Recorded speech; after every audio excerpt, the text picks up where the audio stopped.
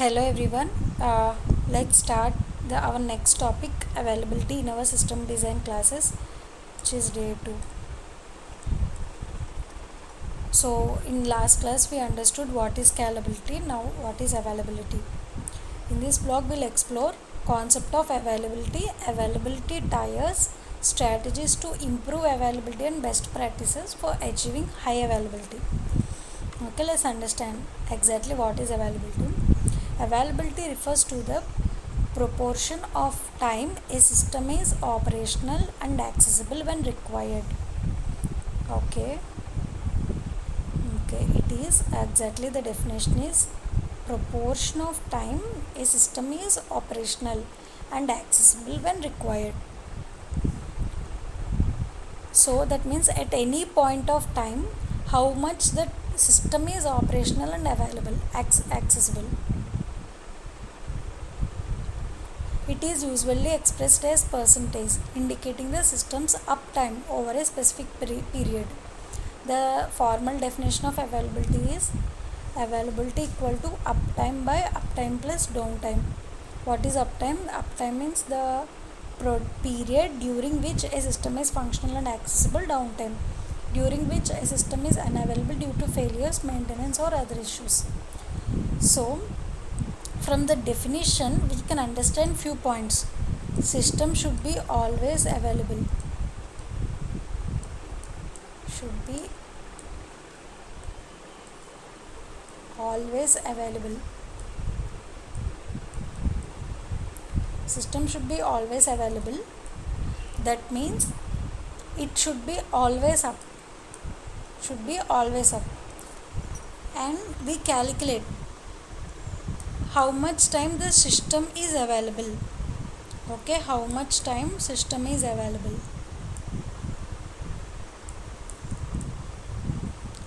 is equal to how much time it is up plus divided by how much time it is up plus how much it is down. Okay, from definition we understood availability refers to proportion of time a system is operational and accessible when required.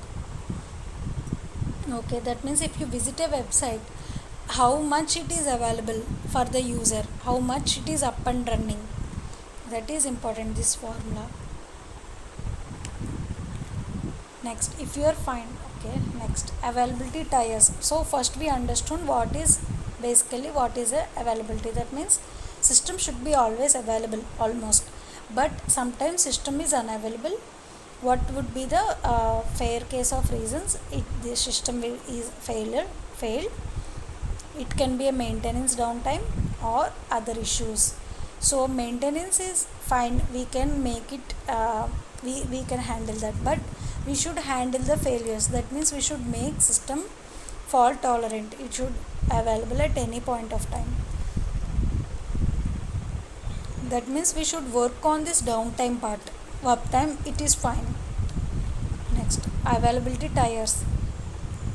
Availability is often expressed in nines. The higher the availability, the less downtime there is. Okay, so in system design we express availability in nines. How is that? Suppose if a system is available for 99%. Okay, if it is available 99%, 99% it is available means 1% is not available. That means 1% downtime. So downtime per year is 3.65 days. Okay, that means in whole 365 days 99% it is available. So every day it is 99% it is available, but 1% it is downtime. So we consider in 365 days 1% means for 100 days it is 1%. Like that for 365 it is 3.65%. It is downtime, which is fair, and we commonly refer as 2 nines. 99.9%, that means only downtime is 8 hours. So 3 nines, 99.99% means 52 minutes 52.56 minutes means 4 nines. Like that we have 99.99999%, that means 6 nines. There are 2, 3, 4, 5 and 6 nines. The more nines are increasing, high availability increasing, that means the downtime is decreasing. Each additional line represents an order of magnitude improving in availability. That means that magnitude should always increase. 99% availability represents a tenfold improvement in uptime compared to 99.9. Okay. Suppose if a system is 99.99% and another is 99.9, this system is higher available. It is representing tenfold improvement in uptime. Okay, it is well improved. Next, how can we improve this availability? What are the strategies? How can we make our system available all the times? That means how can we achieve like 99.999%? Okay, first is redundancy. Redundancy involves having backup components that can take over when primary components fail. So very basic thing is redundancy means backup. Redundancy means backup. Redundant means something extra, or copy, backup or copy or clone. Copy means deep copy. So if a system or if a component fails, if there is a backup to it, in general in our hard disk, if that hard disk is fail, if we have backup for that, we can retrieve the data from backup, which we called as redundancy, and this means we improved the availability. So from this system, suppose if this system fails, then this system can pass like that. Techniques: server redundancy, database. So failure can happen at any end. Suppose deploying multiple servers to handle requests, ensuring that if one server fails, other can continue. Database redundancy: creating a replica database that can take over if the primary database fails. Geographic redundancy: distributing resources across multiple geographic locations to mitigate the impact of regional failures. Okay, so in all these techniques, the one common point is we are having backups. Redundancy means backups. If server fails, have a backup server. If database fails, have a backup database. If geographic servers fails, there also keep one extra resource. So backup servers, backup database, backup servers, we can call backup servers DBs or resources. So that if we have backups, it will be available. And next, load balancing. So load balancing is we explained in scalability and now in availability also. Load balancing distributes incoming network traffic across multiple servers to ensure no single server become a bottleneck, enhancing both performance and availability. So load balancing will comes in both scalability and availability. What we are doing in the load balancing? If we have only one single server and one single client, it will keep on asking this one. Even if there are multiple servers, you don't know, your system don't know, okay, there is a horizontal scaling happened and how can we access. If user keep on waiting here, all other users behind him will keep on waiting. So system making system unavailable. So at that case, what we should do, we should use a load balancer, immediately pass the incoming request to whatever available services are there.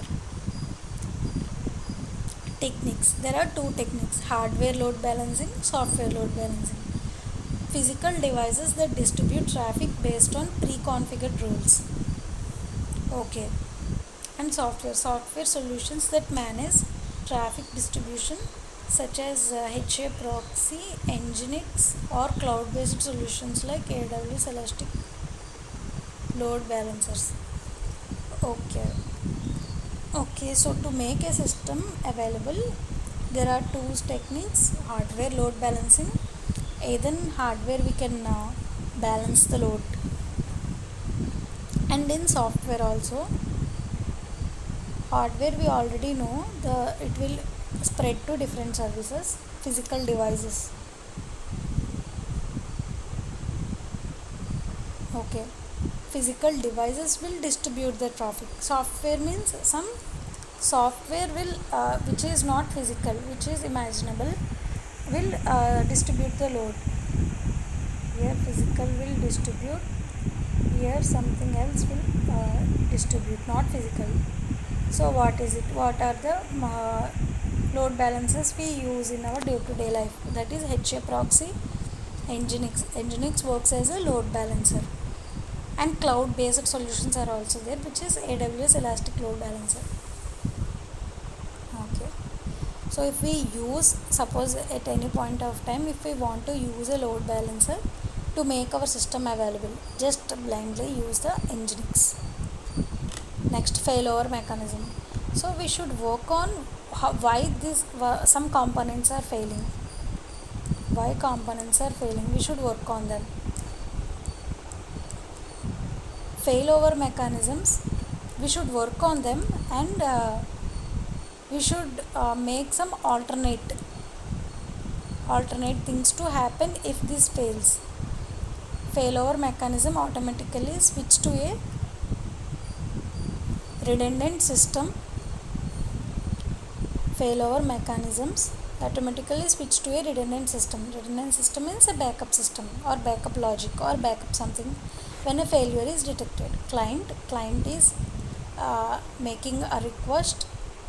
What will happen? These are the primary servers. From primary servers, the request have happened. Suppose something happened and this entire server is collapsed, then you should have a backup one, standby servers. This should handle, and you should prompt something. You should send either some issue happened, or you should write some logic to get user out of from that failover. What are the techniques? Active, passive, active. A primary active component is backed by a passive standby component that takes upon failure. All components, what is active failover? All components are active and share the load. If one fails, the remaining components continue to handle the load seamlessly. Okay, that means here from the picture we can understand both. Active passive failover means if a system component fails, it will have a backup one, that is active passive. What is active?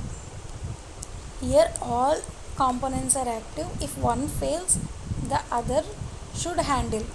That means there is a user flow. There is step 1, step 2, step 3.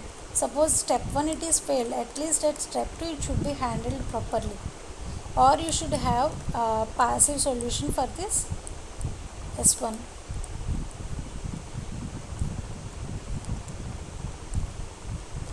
Data replication. Data replication involves copying data from one location to another to ensure that data is available even if one location fails.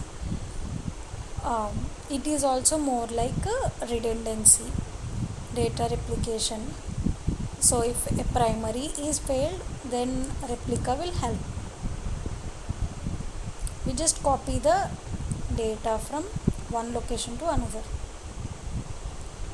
That if data loses here, it will ask this replica. What is techniques? What are the techniques? Synchronous replication, asynchronous. Data is replicated in real time to ensure consistency across locations.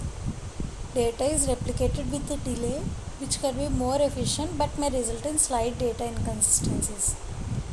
Okay, what is these two techniques? We should copy data from primary to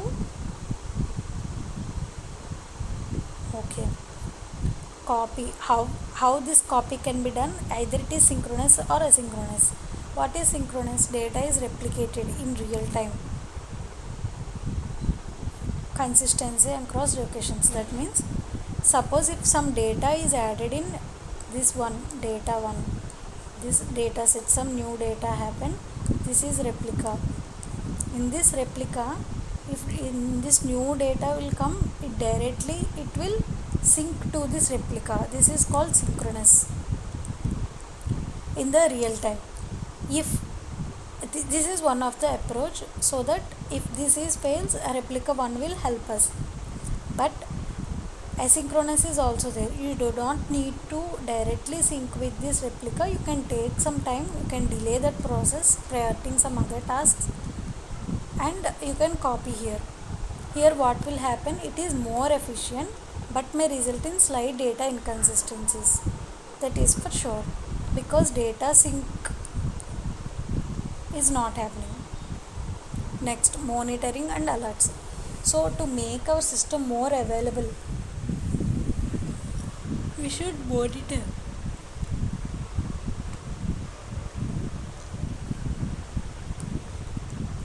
Continuous health monitoring involves, monitoring and alerts means, for every system there is basic health check that we will do. Health check, what this health check API will do, it will return 200/OK, which means the system is up and running. So we should monitor it, we should check, and if there any issue, we should have an alerts. Continuous health monitoring involves checking the status of system components to detect failures early and trigger alerts for immediate action. Techniques. What are these techniques? Heartbeat signals, health checks, alerting system. What is heartbeat signal? Regular signals sent between components to check their status. Component to component, we will check how it's that status, and is this health check.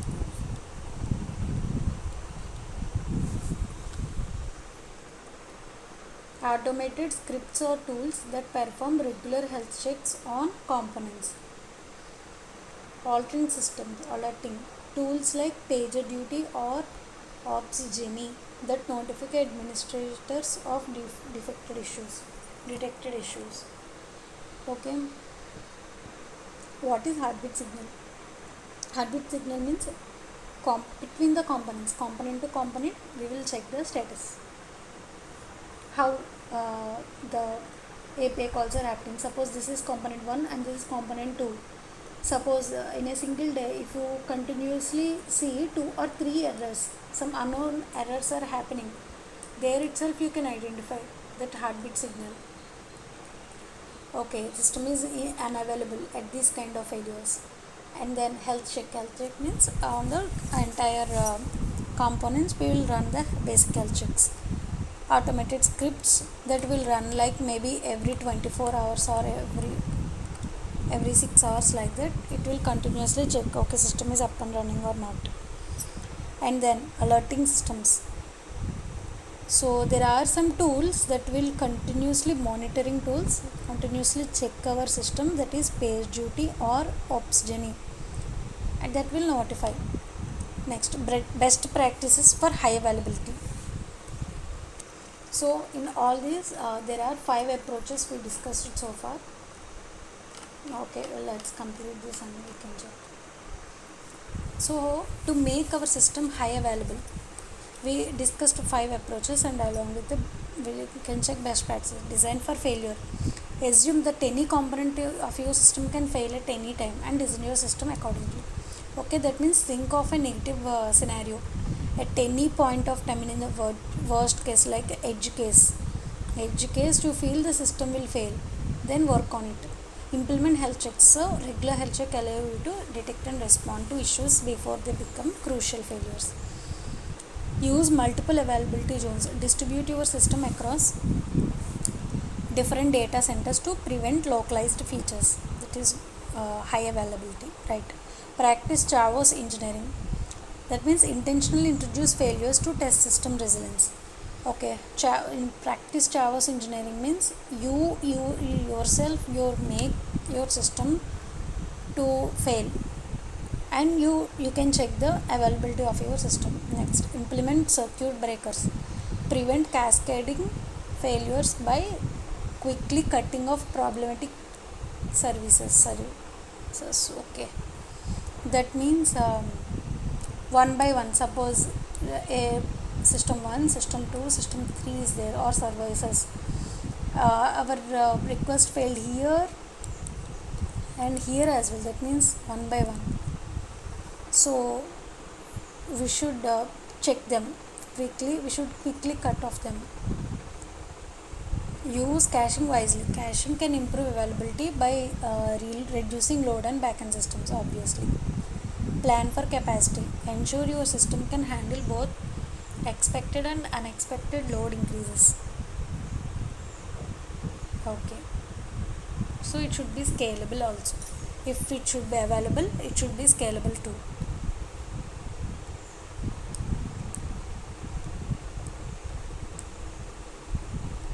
Availability is a critical aspect of system design that ensures users can access services reliably and continuously. That is the main point. By implementing strategies like redundancy, load balancing, failover mechanisms, data replication, you can design highly available systems. So let's recap complete availability topic. So what we understood, what is available. System should be available no matter what it is failed, whatever the problem at the system end, it should be available. So, and what is the formula for the availability? It is uptime by uptime plus downtime. So the downtime, so we should more focus on the downtime, we should reduce that. And availability is represented as nines. The more nines, it is more available. Okay, 6 nines means which is highly available. That means only 31.5 seconds is downtime in its complete year. So 6 nines, if we able to achieve the 6 nines, it is more available. And then how can we improve the availability of the system? There are like 5 techniques. To make our system available, first of all, we should have its backup. Suppose if at any point of time, maybe the system can collapse or functionality, anything can collapse. So you should have a backup. For that backup, we have different like database backup, server backup, and geographic backup. And then load balancing. So if all the requests should be accessible to all different servers. So one server cannot become a bottleneck. By adding a load balancer, we can make a system more available. And then failover mechanism. So if a system or a component fails, how are we handling that? Okay, how are we handling that? There should be some backup logic. There should be some backup logic or backup service, something. Or if the system is failing, at least that its continuous system should handle it.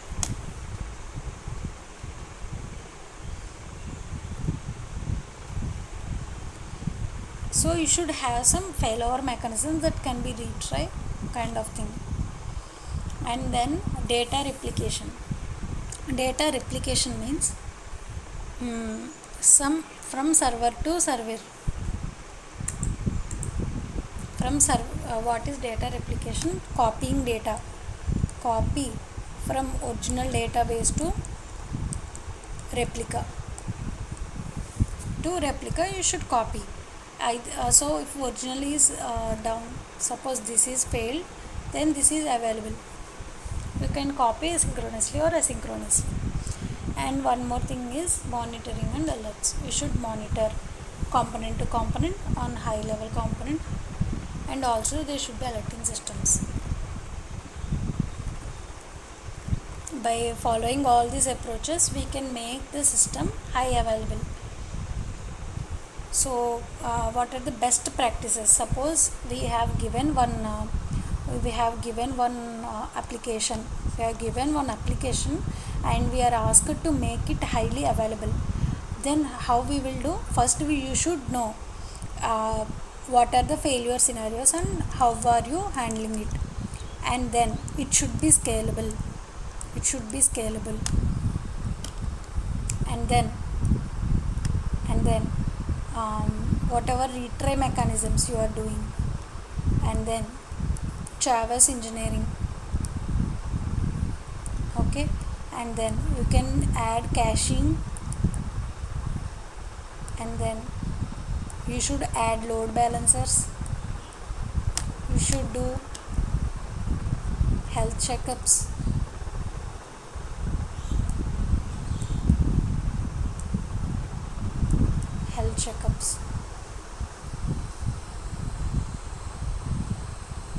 And also geographic. Everywhere this geographic is one of the point. You should have the copy of your data centers in different multiple zones. I hope this video helps you a lot in understanding the availability, and also me. Let's learn together more in the system design. Thank you.